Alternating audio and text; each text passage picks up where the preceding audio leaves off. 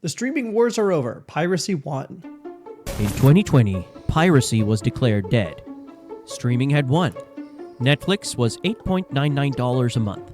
These were the golden days. Netflix was cheap and I could watch basically everything I could ever want. And there was so many options that even if there was the occasional show that I couldn't, like, I don't know, Game of Thrones was a big one, then I would have so many other shows that it wasn't really a problem. I remember this. It was good. You could watch most of the Disney stuff. All of Sony stuff was on there. Most movies would come out, maybe 4 to 6 months after they were released in theaters. It was a good time for Netflix. Everything was there. No torrents, no sketchy websites, no malware, just click and watch.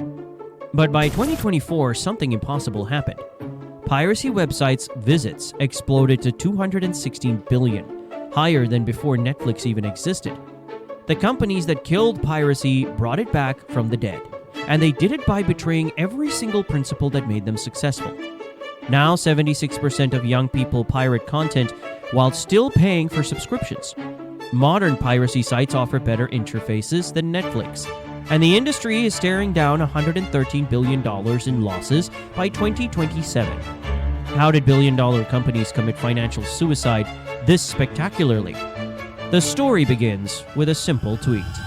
I don't think anyone is surprised by this. As long as you continue to increase prices, of course people are eventually going to not be willing to pay. If it starts out at, he said it was $8.99. I think Netflix started out at like $6 or $7 per month, and now it's up to $25 a month if you want to stream in HD. Of course people are going to see that along with the costs for HBO Max and Disney Plus and Hulu and Prime Video and everything else you want to watch. Eventually, of course, people are going to go over to piracy. And when you think that everything is getting more expensive, the first thing to go when you don't have any money has to be entertainment. And when there's such an easy alternative in the form of piracy, of course people are going to choose that option instead. A Netflix subscription that cost $8.99 in 2019 now costs $15.49. They just doubled the price without improving anything. It's actually gotten actively worse as shows are getting removed and put onto other streaming platforms. But that's just the beginning. Disney Plus launched at $6.99, promising affordable family entertainment. Today it's $15.99. That's a 129% increase in 5 years. HBO Max started as a premium option at $14.99.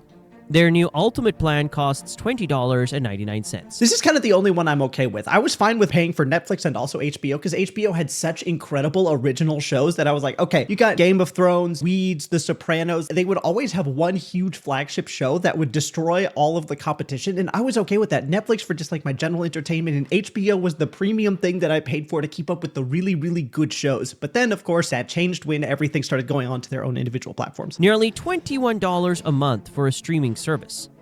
The average American now spends $508 per year on streaming. That's more than most people's car insurance. But the problem is, you can't just pick one service anymore. Want to watch The Office? That's Peacock.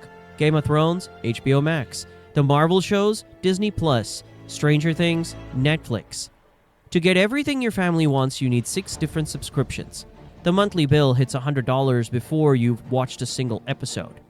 Imagine a family at their kitchen table, calculator out, trying to figure out how to afford entertainment for their kids. And this is not even including like sports streaming. I don't know if you've seen the thing where it's like, if you want to watch every NFL game, you have to purchase like 6 different live streaming services in order to be able to do that. And the total cost was like $200 a month or something. Yeah, here's a Reddit post about it. For the cheapest way to watch every game in every time slot, you will need an antenna, 3 months of ESPN, NFL Plus, 1 month of Netflix, 1 month of Peacock, a free Twitch account or Amazon Prime, and then a YouTube account. And obviously some of these you can get for free, but that's 1, 2, 3, 4, 5, 6, 7 different services. It's $130 with the free trials, but without all of those, it was something absurd like $200 a month to be able to watch everything, which is just absolutely insane. It's actively easier to do it illegally than it is to do it legally. That should never be the case. That's such a phenomenal failure of companies. Dad scrolling through subscription prices, mom's adding up the monthly costs. The kids are asking why they can't watch the shows their friends are talking about.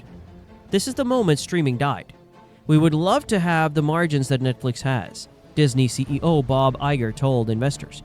Translation, he wants to squeeze every dollar out of customers just like Netflix does. The companies that promised to replace expensive cable TV became more expensive than cable TV. But raising prices was just the beginning. What Netflix did next crossed a line no company had ever crossed before. I assume he's talking about the password crackdown. And I remember when this came out and people were like, this is the end of Netflix. But then after they did it, basically everybody that lost access to the Netflix account just signed up for a new one. I remember they had like the biggest subscriber growth ever that they had ever seen in a single quarter right after they did this. It was a huge and resounding success and created so much shareholder value. Could not have been more disappointed that not enough people were willing to protest this. And that's why every company started doing it after that. Immediately Disney Plus did it and Hulu did it and HBO Max did it. As soon as one company did it, all the other ones had permission to do it. Oh, and it just became a shit show. In 2017, Netflix proudly tweeted, "Love is sharing a password." By 2023, they were charging $6.99 extra for the same thing. The tweet went viral. Netflix looked cool, understanding, human. They got it. Families share accounts. College kids use their parents' login. That's not stealing, that's love. But internal documents reveal Netflix executives were already discussing password sharing as a revenue problem back in 2019. While publicly celebrating sharing, they were privately plotting to destroy it. Then in 2022, Netflix lost 1 million subscribers in a single quarter. This was such a weird thing. So many people were predicting the downfall of Netflix when this happened, but in reality, I believe it was after Russia invaded Ukraine, Netflix was shut off in Russia. And so they lost every Russian subscriber, which amounted to the entire loss that you're seeing here. It was not nearly as big of a deal as people made it seem to be. It was just that a whole very large country was no longer able to access the platform. First subscriber loss in the company's history. Panic set in. Stock prices collapsed. Investors demanded blood. What was Netflix's solution, you ask? The answer is they betrayed their own customers. They claimed 100 million households were stealing through password sharing. The same behavior they'd celebrated with heart emojis and retweets was suddenly theft. The crackdown launched in 2023. If you tried to log in from a different location, Netflix demanded proof you lived there. College students got locked out of their family accounts. Parents traveling for work couldn't access their own subscriptions. Want to share with your college-age kid? That'll be $6.99 extra per month. The grandmother watching Netflix at her daughter's house during chemo treatments?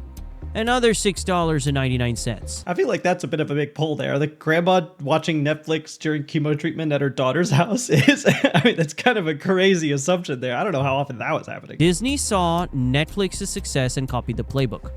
Hulu followed. HBO Max joined in.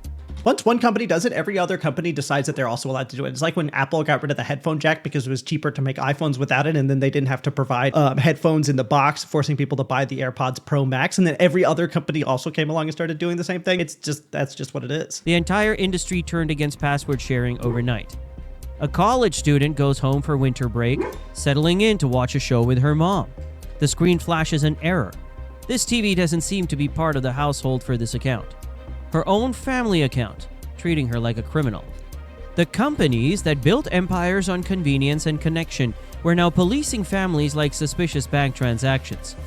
This betrayal broke something fundamental between streaming services and their customers. Trust, once shattered, doesn't easily repair. But destroying customer relationships was just the warm-up act. What HBO did next shocked even industry leaders.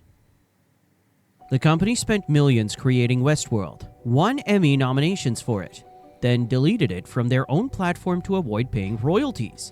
That is absolutely insane. I actually did not know that happened, but deleting your own show because you decided it costs more to keep it on there because you have to pay the actors that actually did the show, and then doing that over instead of just letting people have the thing that they're paying to access is absolutely wild. Westworld cost HBO $10 million per episode. 4 seasons, critical acclaim, awards buzz, a flagship series that defined the network's prestige brand. Then Warner Bros. Discovery deleted it. Gone. Vanished. Like it never existed. The reason? Avoiding residual payments to the cast and crew. HBO would rather erase their own masterpiece than pay the people who created it. But Westworld was just the beginning of the content apocalypse. In February 2025, HBO Max removed 80 shows in a single day. Subscribers woke up to find their watch lists gutted. Cartoon Network classics disappeared overnight too. This is why it's so important to continue to preserve physical media. You buy it, rip it, put it on a Plex server, or keep it as a DVD, because once it's online and not in the control of you, it's in the servers of these large companies, then they have no obligation to keep it around. It's like how you hear that shows are sometimes edited after the fact. If something is decided to be inappropriate, offensive, or divisive in some way, then they will go back and either remove episodes or they'll re-edit things to remove things. If it's on company servers and you're paying to access it, then you have no right to it, and it could vanish or be changed at any moment, and that's kind of sad. Shows that defined childhoods deleted to cut costs. Parents trying to share nostalgic cartoons with their kids found empty pages where beloved series used to be. The strategy they deployed is called content impairment.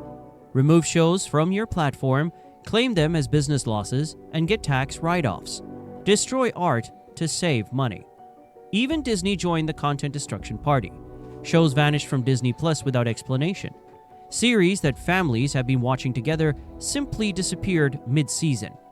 We continue to aggressively manage our cost base, Disney executives told investors. Translation, we'll delete anything that costs us a penny in residuals. A father and his 8-year-old son are halfway through a cartoon series. Tuesday night, family movie time. They pull up Disney Plus, and nothing. Just an empty slot where their shared experience used to be. I feel like they're really tugging on the heartstrings here of like, oh, families were gathering around the TV to watch these cartoons. I don't know if that's so much the situation. I think it's more the principle of the thing that I can be paying to access a certain show, and then a company can decide that it's not worth it anymore, and you don't get to do that anymore, and just boot me out. The boy asks, "Dad, where did our show go?" And the dad has no answer, because companies decided his son's entertainment was... Did people talk like this to their parents? Like it was some heartbreaking thing when a show was removed? Father, please, where's my show, father? I don't know, son. The big bad mouse took it away from us. And then like the revolution begins. worth less than their quarterly profit margins. This is the madness of content destruction. Companies spending millions to create shows, then spending more money to erase them. While streaming services deleted their own content and charged families for sharing, something interesting was happening in the darker corners of the internet. Modern piracy sites offer Netflix-like interfaces, instant streaming, no ads, and never remove content. Everything streaming services used to promise. Gone are the days of sketchy torrent sites loaded with malware and pop-ups. Today's piracy platforms look like professionally designed streaming services. I think that's the big thing that does it for me, is like when I go to an illegal site, which of course I never use, I was just curious, and so I was looking some up. The interface is really nice. It's like there's a search bar, everything you could want, all the shows, there's recommended, there's ratings, you can sort by genre and IMDb rating and stuff that other people enjoy. Like it's crazy how professional they are now. And so it's just easier and better, and I don't need an account. Or I wouldn't need an account. Obviously, I never use those sites. Sites like YTS and 1337. Oh wow, he just straight up told you where to go to get this. Is that legal? Can you do that? X feature clean, minimalist designs, sleek search bars, movie posters in perfect grids, user ratings and reviews, mobile responsive layouts that work flawlessly on phones and tablets. I feel like it's because these piracy sites realized that like it was becoming mainstream for people to go there to watch movies. So instead of doing like all the sketchy thing of trying to like download viruses and steal information, it was actually more profitable to make a good solid piracy site with, you know, maybe some sketchy ads, but for the most part, it was like an actual legitimate thing, because that's what the mainstream amount of people going there want. If there's 200 billion visitors to these piracy sites, then you stand to benefit from making a good, clean interface that actually does stuff well, because there's now actual competition for the big streaming companies on piracy sites. It's no longer some weird, sketchy thing. It's like an actual, real alternative. Click on any movie and it starts streaming instantly. No technical knowledge required, just like Netflix, but with every movie ever made. The search actually works. Type in any show and find it immediately. Piracy sites don't have geographic restrictions. Every show from every country available everywhere. No, this content is not available in your region nonsense. No VPN required. The content never disappears. That childhood cartoon HBO deleted, still there. The cancelled series Netflix removed, available in full. Piracy sites became the internet's permanent library, while legal services turned into revolving doors. Here's what's even more amazing. Illegal sites offer better customer service than legal ones. Let's say you want to watch a specific movie. On Netflix search, not found. Check other apps, still not available. Maybe try Amazon Prime for $4.99 rental. On a piracy site, search, click, watch. In HD, for free, instantly. No subscription management, no password sharing restrictions, no surprise price increases, no content vanishing mid-season. I think that's the big reason that people went back to piracy is people are willing to do whatever is kind of in general easiest. So there was a time when piracy was easiest because you had to go to like video rental stores, and if you couldn't drive or didn't have a car or couldn't afford it or whatever. But then when Netflix came along, it was really cheap. And so it became easiest to just purchase Netflix and stream every show you could ever think of. And then when everything started to get bad, and of course streaming got awful and every company ever decided to take their movies and put them on their own streaming services, then it became easier again to go back to piracy. It's like whatever is the easiest thing, I think, is where most people will go. I think the NBA is experiencing the same issue where it's so expensive to watch all the NBA games that people are just pirating them. It's just easier to do that. The pirates kept every promise streaming services broke. While streaming executives focused on quarterly profits and password crackdowns, pirates focused on user experience. Guess which approach customers preferred? The result was the largest migration in internet history. There were 216.3 billion visits to piracy sites in 2024. That's more than the populations of every country on Earth combined. To put that number in perspective, if every piracy site visit was a person, it would be 27 times the population of the planet Earth. The exodus from streaming to piracy happened much faster than anyone predicted, too.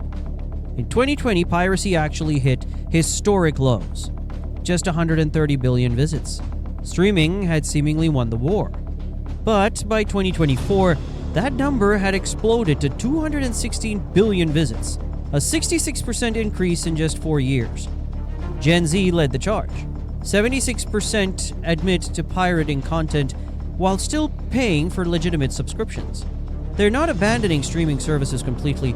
They're using both systems, legal and illegal, to get what they want. Which I think kind of makes sense. If I'm paying for Netflix, then I feel like I've earned the right to watch basically any show that I want. I'm like, I did the legal thing in paying for this service. And so anything else that I choose to watch on piracy, in my mind, it's morally justified because I'm already paying to access these things and the companies are being stupid and not letting me having the thing that I want to access. So I go to a piracy site. So I'm doing both and I'm still a good person. I think is probably how people are justifying it mentally. Half of all young people canceled at least one streaming service in the past 6 months. They are rebelling. Sweden provides a glimpse of the global scale. 25% of the entire population pirates content. In a developed, wealthy European country, 1 in 4 people has given up on legal streaming. The piracy surge isn't limited to movies and TV either. Manga piracy alone grew 347% between 2019 and 2024. Every type of content, every demographic, every country, a whopping 24% of all internet traffic in North America. I'm just going to go out and say it. I think more people pirate manga than actually don't pirate manga. I don't think I know more than a couple people that actually pay for a legitimate service that exclusively does manga. Everyone I know just goes on to like high anime and streams it illegally. I think there are more people streaming it illegally than not for manga. Europe and Asia Pacific goes to piracy. That's more than some niche activity. That's a mainstream behavior. But here's what makes this migration different from the old Napster days. 80% of modern piracy is streaming based, not downloads. People aren't hoarding content on hard drives. They're treating piracy sites like alternative Netflix platforms. Picture a world map lighting up in real time with piracy activity. Dots appearing every second. Millions per hour. A global visualization of customer dissatisfaction with an entire industry. The teenagers in Sweden, the college students in California, the families in Australia, all making the same decision independently. Streaming services failed us, so we'll find alternatives. Over 50% of Gen Z and millennials have already canceled at least one service in the last 6 months. That's a clear message, industry analysts noted. The message is simple. Betray your customers and they'll abandon you in the millions. It's not looking good for Netflix and Co. Streaming services are projected to lose $113 billion by 2027. I think only Netflix is the only profitable streaming service as far as I know. I think every other streaming service has lost money, which is kind of crazy when you think about it, that there's only one profitable one when every streaming service ever is trying to do the exact same thing and only one has actually managed to figure it out. It makes you wonder why the other ones continue to do it. I know Sony doesn't have any kind of a streaming service except for PureFlix. They actually own that Christian streaming service, which is crazy to me. But they made something like $4 billion by licensing out their content to other streaming services. They're one of the few media companies making money off of this because they're not trying to build a streaming service. They're just happy to license out their content. Making it the most expensive business mistake in entertainment history. That number is so large, it's almost impossible to comprehend. For context, $113 billion is more than the entire GDP of Morocco. I don't think that's good context. I don't know anything about Morocco. It's just like, I get it's a big number. You don't have to compare it to countries I've never been to. It's enough money to fund NASA for 4 years.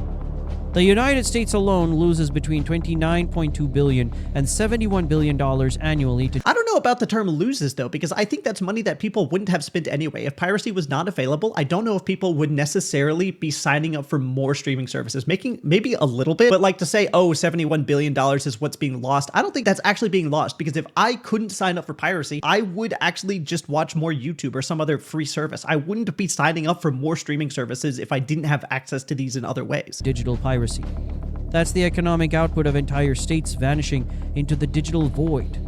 Disney's streaming division lost $387 million in just the fourth quarter of 2023, not for the year, for 3 months.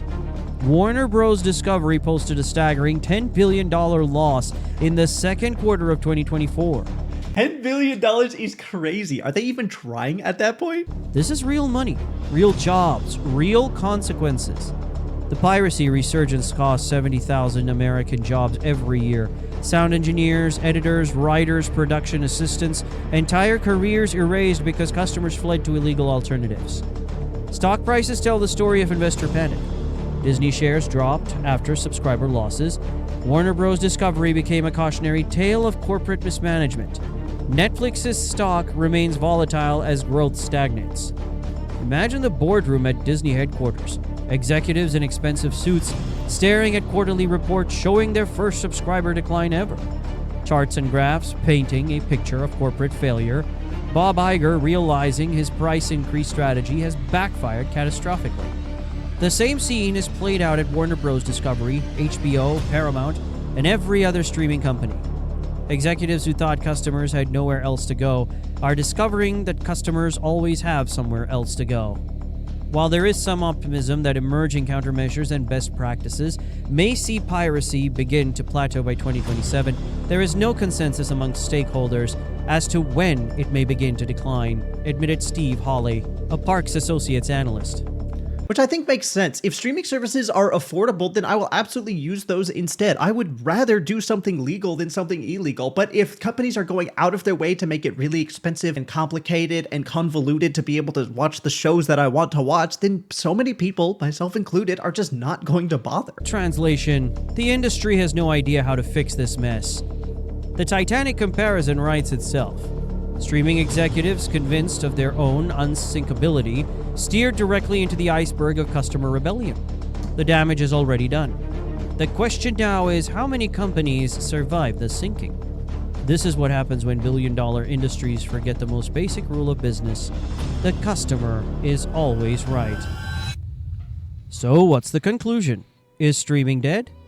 Today the industry scrambles with desperate damage control. Bundle deals that try to recreate cable packages. Price cuts that feel like too little too late. The fundamental lesson is simple. Convenience and value always win. When legal options become inconvenient and overpriced, customers find alternatives, even illegal ones.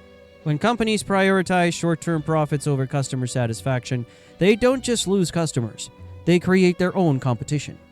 The streaming wars are over. The customers won. And their weapon of choice was the very piracy that streaming was supposed to eliminate forever. Only time will tell what happens to streaming. What happens to piracy? How about you? Which streaming services have you canceled? What do you think about piracy? Thanks for watching. Remember to hit that like button. That's a pretty good video, and it's kind of exactly, I think, what people are feeling. When it was easy to stream things and enjoy them, people did that. And then as soon as it became too expensive and convoluted and every show was ripped to every different platform and shows that people liked were being deleted, then it was just easier and more convenient not to do that anymore. And so people stopped. Good video. Thanks for watching.